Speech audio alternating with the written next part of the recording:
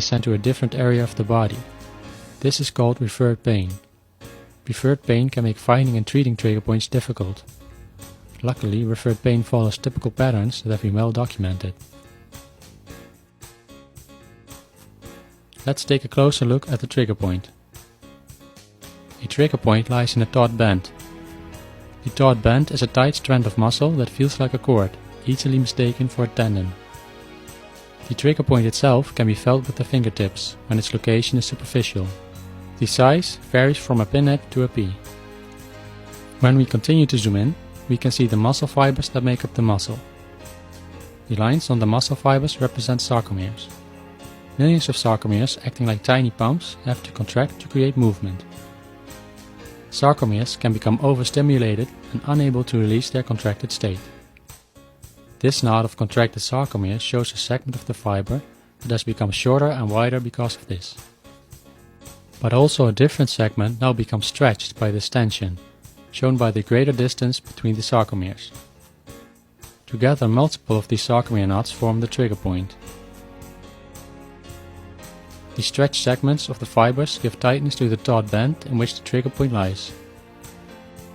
When sarcomeres are stuck in contraction, blood flow stops in the immediate area. The resulting oxygen starvation and accumulation of waste products irritate the trigger point.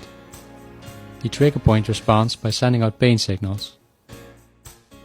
In return, your brain will stimulate you to stop using the muscle, which further shortens and tightens up the muscle. Trigger points will not release without proper treatment. The most effective way to treat a trigger point is applying deep stroking massage directly to the trigger point.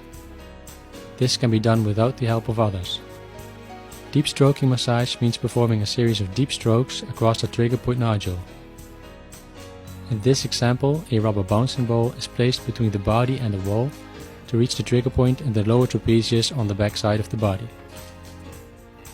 You can see the ball moving slowly and deeply in short strokes from one side of the trigger point to the other.